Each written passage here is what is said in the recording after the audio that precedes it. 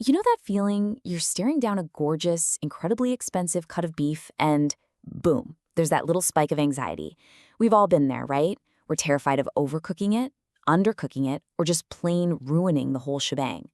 Well, today in this explainer, we're taking the guesswork, the anxiety, and honestly, the old wives' tales completely out of the equation. We are going to reframe cooking a perfect New York strip steak. It's not some unpredictable art form. It's a precise, highly calculated thermodynamic mission. Let's get into it.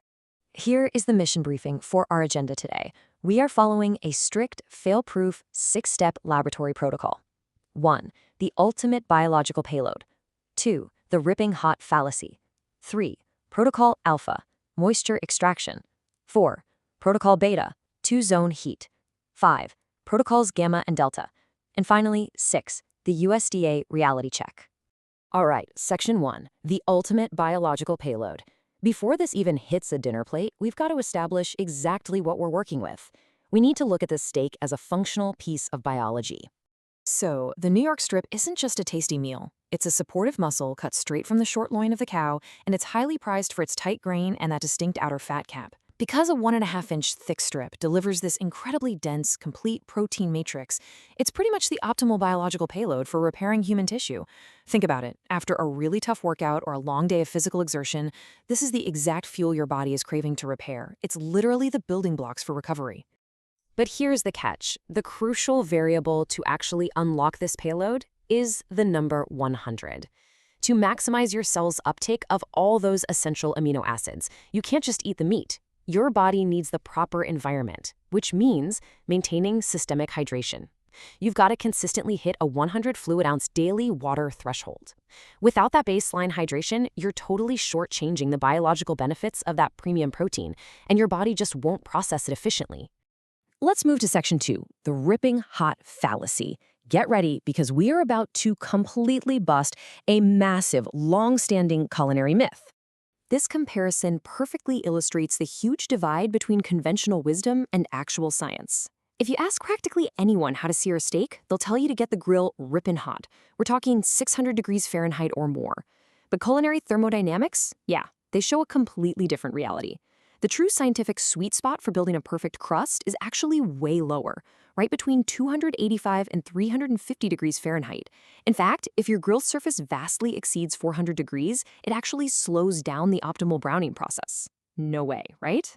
So why does it slow down? Well, it's because of something called the Leidenfrost effect. When you throw a steak onto a 600-degree grate, that extreme heat rapidly boils off the surface moisture. It happens so incredibly fast that it creates a physical barrier of steam between the meat and the metal. Your steak isn't even making proper contact with the heat source anymore. It's just hovering there on this microscopic cushion of steam, which actually insulates it from the very heat you want it to absorb. The really crucial point here is that this steam barrier, combined with all that ripping extreme heat, doesn't give you a rich crust. It leads directly to pyrolysis. And that is the bitter, burnt carbonization of the meat surface. Instead of complex, savory browning, you just get an acrid, burnt layer that tastes basically like ash. If we want an incredible eating experience, we have to avoid pyrolysis at all costs. That brings us to Section 3, Protocol Alpha, moisture extraction. This is where our actual prep phase begins, and surprisingly, it starts in your refrigerator, not on the grill. Say hello to the dry brine. Step 1, generously salt the entire surface of that thick New York strip. Step 2, put it on a wire rack and leave it completely uncovered in your fridge for at least 2 hours, but ideally up to 12. The cold, circulating air inside acts like a dehydrator. Our goal here is absolutely non-negotiable. The surface of that steak must be utterly devoid of liquid water before it ever sees a flame. Why are we so hyper-obsessed with removing water? It all comes down to the number 212. If any liquid water is hanging out on the surface of your steak when it hits the heat, the grill's thermal energy is completely wasted. Before the meat could even think about browning, the grill has to use all its energy just to evaporate that water. So instead of searing, you are literally steaming your beautiful, expensive steak at 220 degrees Fahrenheit. And honestly, steamed steak is a thermodynamic tragedy. Stripping away that surface moisture is literally the only way to effectively unlock the Maillard reaction. This right here is the holy grail of cooking meat. It's a complex chemical cascade between amino acids and reducing sugars, And it's exactly what creates that deeply savory, crispy brown crust. It's the same reaction that makes roasted coffee taste like coffee and baked bread taste like bread. Without a bone-dry surface, the Maillard reaction just cannot happen efficiently. Okay, your steak is dry-brined and ready to go. Let's hit Section 4, Protocol Beta. Time to step up to the grill and configure our thermal zones. I want you to build this mental map of the grill in your head.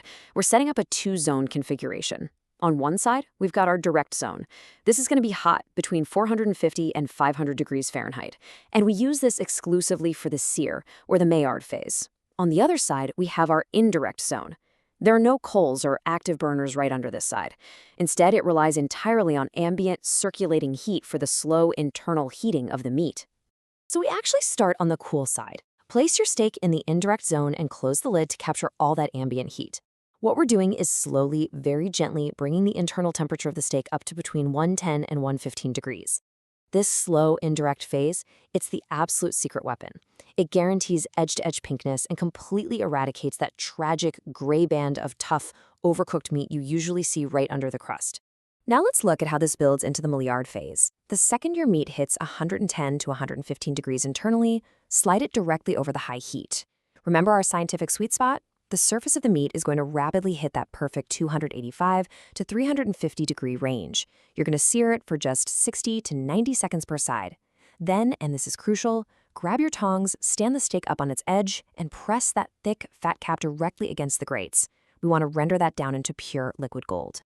We are officially in the end game now. Section 5, Protocols Gamma and Delta. I really need you to dial in here because these final few moments literally dictate the ultimate success or the catastrophic failure of our entire mission.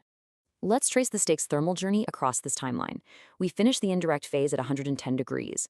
We seared it until the internal temp registered exactly 125 degrees. This is the moment you act. We call it the pull. And then you wait. For 5 to 10 minutes, you enter the rest phase. Ultimately, this leads to a final resting core temperature perfectly sitting between 130 and 135 degrees.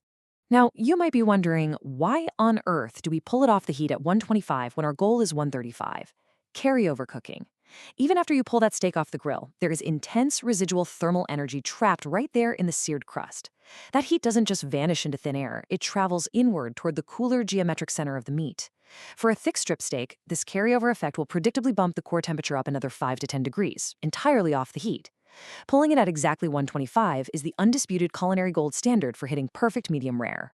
And while that carryover cooking is doing its thing, the steak undergoes Protocol Delta, the rest phase. You must place the steak on a cutting board and let it rest, totally undisturbed, for 5 to 10 minutes. Seriously, do not poke it. Do not cut it. During this window, the tense, contracted muscle fibers start to relax. That relaxation allows them to reabsorb and hold on to all those amazing rendered juices inside the meat matrix. If you get impatient and slice it too early, all that flavor and moisture just bleeds out onto the cutting board, totally ruining the experience. Finally, we arrive at Section 6, the USDA reality check. We've spent this whole explainer meticulously engineering the ultimate medium rare steak, but let's take a look at a slightly counterintuitive analysis of what we've actually just done. Here are the facts straight from the source. The USDA explicitly mandates a 145-degree minimum internal temperature for whole cuts of beef to eliminate pathogenic risks. So our entire protocol, which is precision designed to hit that culinary aesthetic sweet spot of 130 to 135 degrees, actually falls significantly short of government health mandates. We are prioritizing traditional chef standards and optimal texture over the officially stated safety thresholds. Which leaves us with this final, kind of fascinating question to ponder. Is the perfect, thermodynamically engineered medium rare steak technically non-compliant with U.S. government health guidelines? Well, by the strict letter of the USDA, yes, it appears so. It's definitely an interesting reality to chew on the next time you sit down to enjoy a flawlessly executed 135-degree New York strip. Thank you so much for joining me on this explainer as we deep dived into the science of the sear. Keep analyzing, keep optimizing, and I'll catch you next time.